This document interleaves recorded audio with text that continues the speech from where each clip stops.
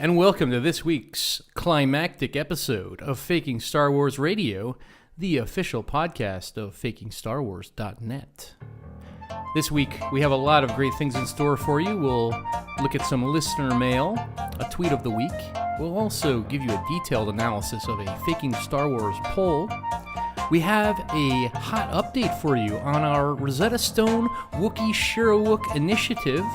And we also have a lead story about the featurette, which appears on the newly released Star Wars Holiday Special Blu-ray. We also have a few surprises for you.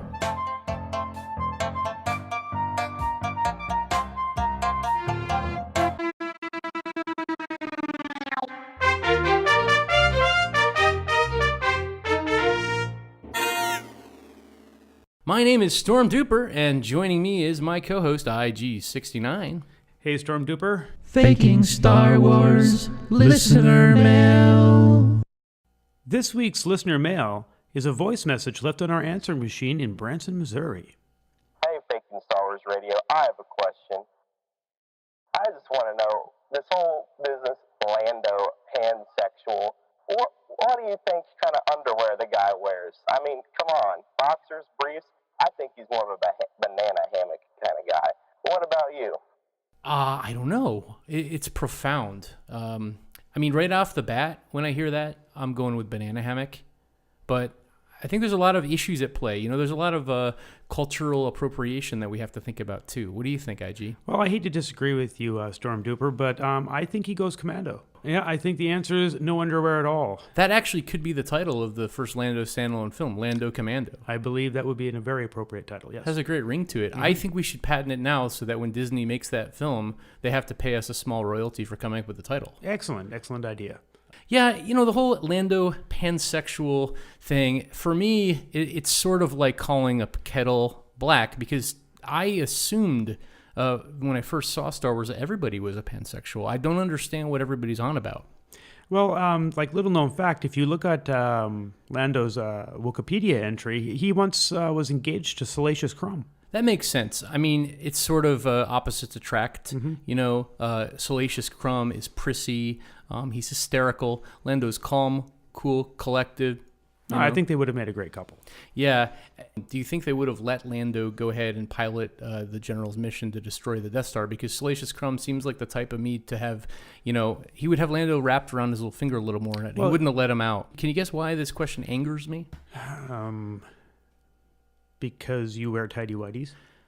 Well, everybody knows that. But even more than that, the reason this question angers me is because it comes from a place of just absolute ignorance about Star Wars. Well, of course. I mean, it makes sense. He doesn't wear underwear at all. Right. I mean, we know from A New Hope that there is no underwear in space. That was an essential part of the making of A New Hope. And I can't believe that somebody would actually bother to be wasting our time. I'm almost feeling like we're getting trolled here by somebody. Yeah, I think this quite clearly George Lucas's vision was an underwear-free universe. Tweet of the week. That's right, IG. It's time for our tweet of the week, which comes to us today from none other than Willie Bobo. You can follow him at Faking Star Wars on Twitter. He writes, Lucasfilm announces Porg, a novel that details the Wookiee massacre of Porgs that occurred 4 years prior to the events of Who Cares?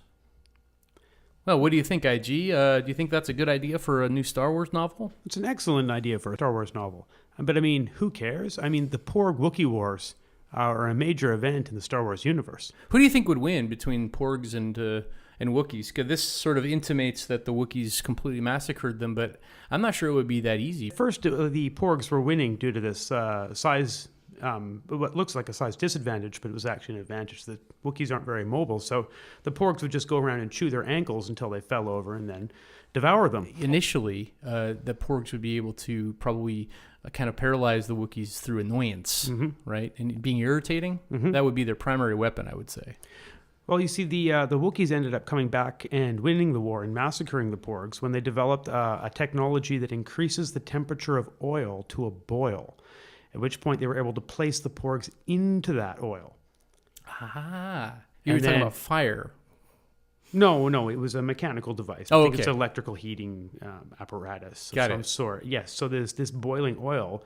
The porgs were then able to be placed into that, Yes. and then maybe with a little bit of batter and some salt and pepper and So they figured out how to deep fry them, is what you're saying. yeah, well, okay, if you want to go all technical on it, yes. So it actually is KFP. Yeah. KFP. Yeah, Kashyyyk fried pork. Yeah. Kashyyyk fried pork. There we go. It took us a while to get there, but Yeah, we did yeah, get there. yeah. We always do. It's a long walk for not very much. Well, when you're riding the short bus, it's amazing you can get off some days. Yep.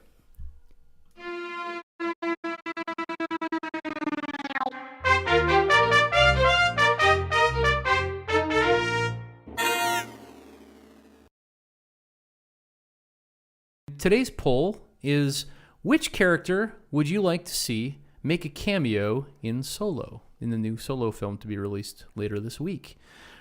Choices are A, Salacious B. Crumb, B, Wilro Hood, the Cloud City Ice Cream Man, C, Porkins, or D, the Fonz, Henry Winkler. It's a tough poll. What do you think, IG69? What would you go for first? Well, of course, my favorite Star Wars character is the Wolfman. Okay, the Wolfman is not an option. I know. Sadly. So you'd like to give option E.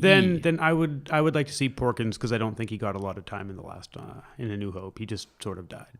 Well, yeah. I mean, how do we even know his name is Porkins? I mean, they say don't it. ever They mention. say it. They're like Porkins, no, and he's like, Oh, do they? They actually Yeah. say Porkins. I'm pretty sure. Wow. I might be wrong. It might just be in the credits, but You think they juggled through, like, in development meetings, like, what should we call this guy? Should we What- call him Beefins or Porkins? And finally, they were just like, let's go with Porkins. no, I'm kind of like, what should we call the fat pilot? Right. And yeah, So it sounds like you're leaning towards Porkins. I would go with Porkins then.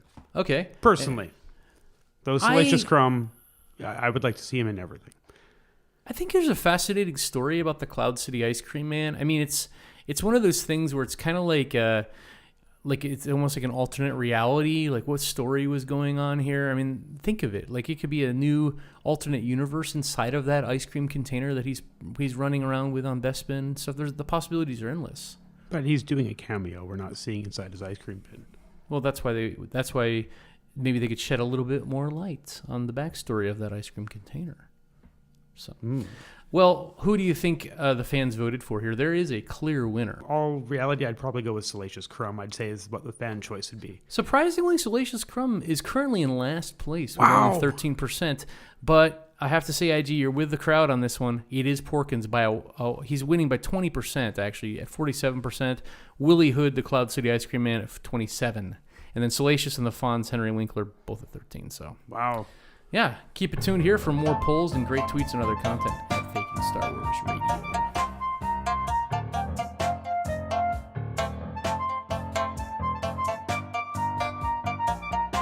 Hey, we're back.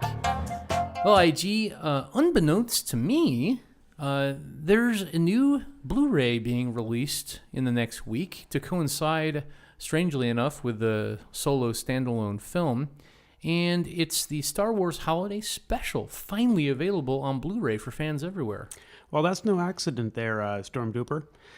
You see, the Holiday Special increased the lore about Wookiees quite considerably, and especially Chewbacca and Han Solo's relationship. Oh, that makes sense. Well, I am kind of one of the people who really like to get into the guts and see how the sausage was made, as it were.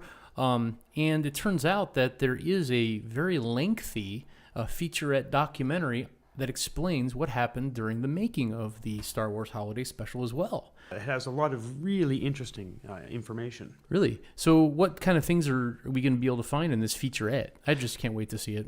Well, I mean, apparently George Lucas's original vision was that Han Solo was married to a Wookiee. Well, why didn't we get to see that in A New Hope? I don't think they had time to flesh out his character there. That was supposed to be in the next movie. I mean, I guess it could be a little controversial if, like, Han Solo is kind of macking on the princess and he's got a lady at home as well. I mean, for kids. Right? Star Wars is for kids, after all. Yeah, he's a smuggler, though. I mean, well, that would be weird, though. I mean, what if Han Solo and Chewbacca were like Eskimo brothers? Well, maybe they have polyandry there, which is where one woman marries multiple men. You're right. So all Wookiees are kind of Pansexual. Yeah. Okay. So what else can we find on this featurette? Anything else interesting? They talk about the actors passing out in their costumes. Really? Why did they pass out in the costumes? They didn't provide them with any oxygen, and they had them sit in these costumes they couldn't really breathe in for long periods of time. That sounds like a directorial choice. I mean, they wanted the aliens, to experience what it was like to be on an oxygen-depleted planet such as Kashyyyk. Something like that, right? I think it was more that there really wasn't a director. The original director in charge was apparently more experienced at shooting music videos. I see. And then quit halfway through. I see. And was replaced by a bunch of people who were sort of hired to handle certain facets of it, and then, but ultimately didn't have proper control or time to maybe fix the mess that had been created by the lack of leadership early on. So basically what you're telling me is that the solo production had a lot that they could have learned from the way this was produced. Well, I think the solo production is actually paying homage to the Star Wars Holiday Special. Wow, that's just so meta, I just can't get my head around it. For me, the Star Wars Holiday Special will always be about that moment when, is his name Lumpy? Lumpy is... the kid, right? The kid, yes. Lumpy. It will always be about, Lumpy trying to put his hand in between the jugglers that were juggling knives on the little projection hologram board. How about the realism of Grandpa Itchy furiously masturbating? That actually, that was sort of Lucas predicting the future of internet pornography, if you think about it. I mean, that's essentially what was going on there, was he had his little computer and he was on a dirty website. Well, the funny thing is that Lucas, of course, hates this special with all of his heart, but a lot of the ideas that ended up in there were originally his, like the idea of using or of having the Wookiees speak in Shyriiwook without any translation or subtitles for 9 straight minutes. Yes. So that sounds like a great idea for a podcast. Yeah, that would be a great idea for a podcast. If only some bold podcasters got on that. So so that was one of Lucas's main visions. Also, the choice of production companies that did things such as the animation. Oh, right, the Boba Fett thing on the Jelly Planet? Right, so it wasn't so much that that he wanted it drawn like that, but he was still pretty anti the established Hollywood systems and decided that he wanted to use companies that were outside that system. So he hired like a small Canadian animation company that wasn't well known for doing anything. Oh, I thought you were going to say he did like the edgy thing and farmed out the animation to Korea or something like that. No, at the time he farmed it out to Canada to a small animation company that really couldn't do good animation. It is so contrary to Hollywood to farm out stuff these days, Oh, no, but they farm out things to companies that are established farming companies that do the work. Actually quality work. Yeah, quality work, right. This was more taking a chance on a company that was completely unknown. Well, reading the summary here on the pre-release of the DVD Blu-ray box, one of the things that's interesting to me is that originally they weren't able to get the full cast, like Harrison Ford and Mark Hamill agreed to do it, but then they really, really struggled trying to get Carrie Fisher to sign on board. She hemmed and hawed. She just didn't find it interesting to her as an actress, and then all that completely went out the window when a dump truck full of cocaine showed up on her street. The funny thing is, truth is stranger than fiction. She was actually just promised, she wanted to sing. That was her condition. She wanted to sing. But she got to do a song. Yeah, she got to do a song. Excellent. So she did a song. Yeah. Do you remember the name of the song? I can't remember it right now. We should put that into the podcast. Yes, we should definitely play that. That should be like right after our exit. Is it too soon to lament the fact that wasn't played at her funeral? Oh my God, that would have been amazing.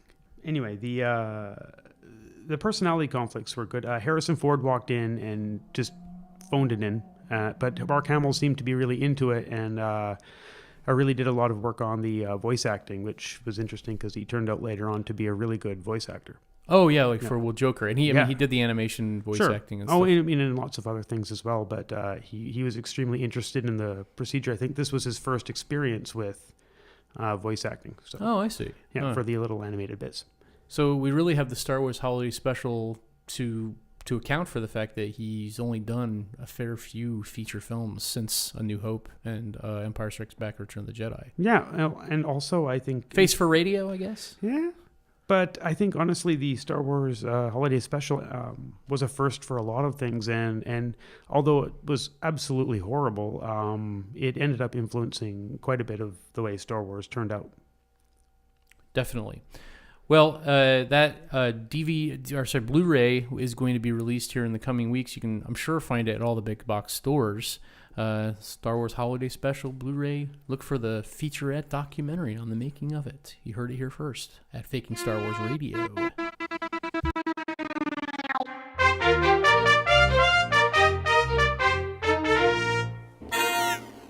And we're back here in the studio. IG, last week in our podcast, we had an interesting new initiative that we're offering fans, partnering with Rosetta Stone. Can you explain what that was very briefly? Well, we partnered with Rosetta Stone to make a Shyriiwook dictionary, and so people could speak Shyriiwook. Ah, yeah. Well, the Wookiee language, for those who are just joining us. And this came out on May the 4th. May the 4th be with you. Mm-hmm. And amazingly, the demand has been through the roof. I thought everyone kind of had a working knowledge of Shyriiwook, but apparently that's not the case. No, I know. We've been getting a lot of responses from our listeners saying how wonderful it is and just how much it's changed their life.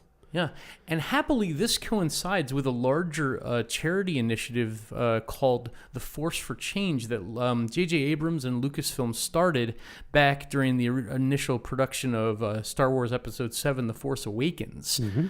Now, basically, every year they have this Force for Change initiative. They try to raise money for this really great charity called Unikif, and what happens is that fans will write in and they'll do posts. They'll get some production material sometimes for their generosity, and I think one fan can win like the spot to be a Porg in the next movie, something like that. But this year they did something a little bit different. Can you explain what they're doing this year?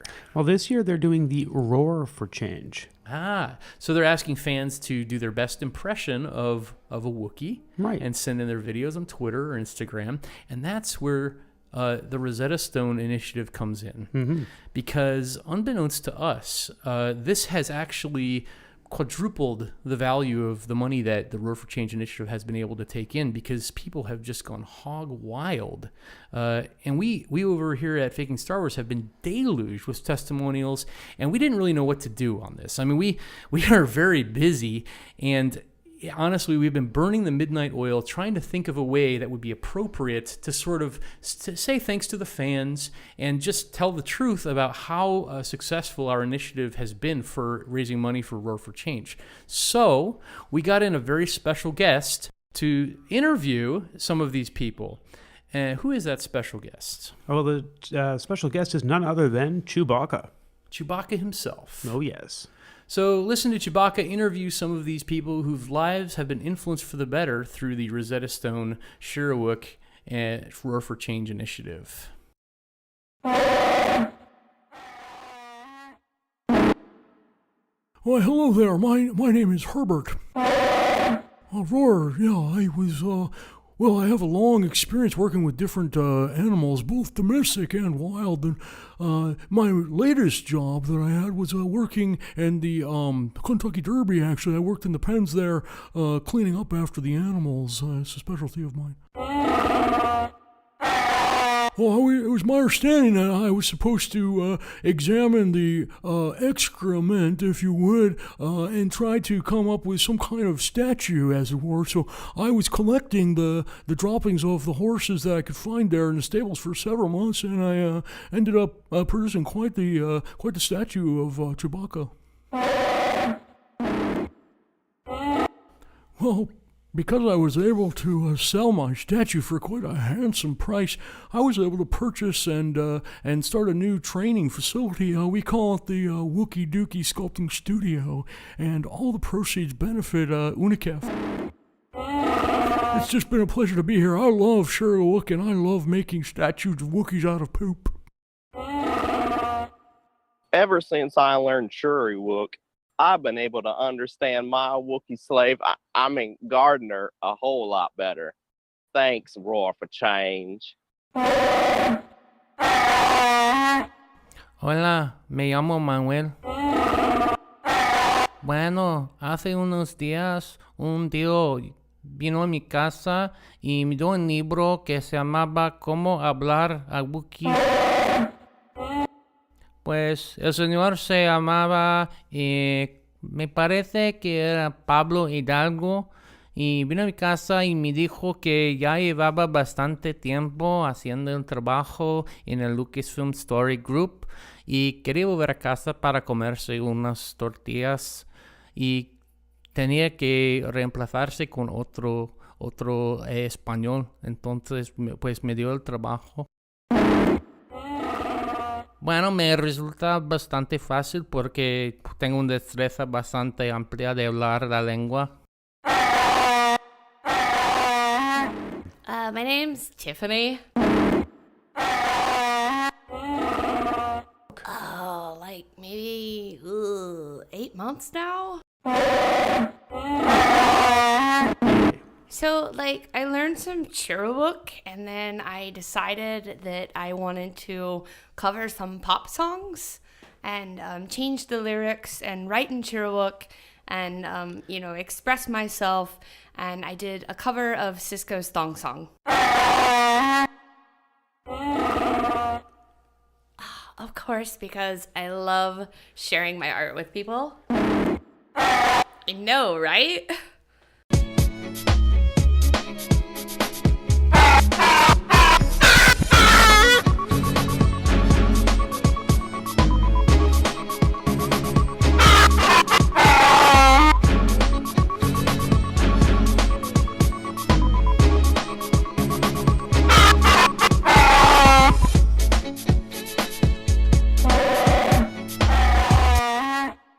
Gosh, it's made me so much more open-minded and like more willing to think about like other creatures who don't share my language.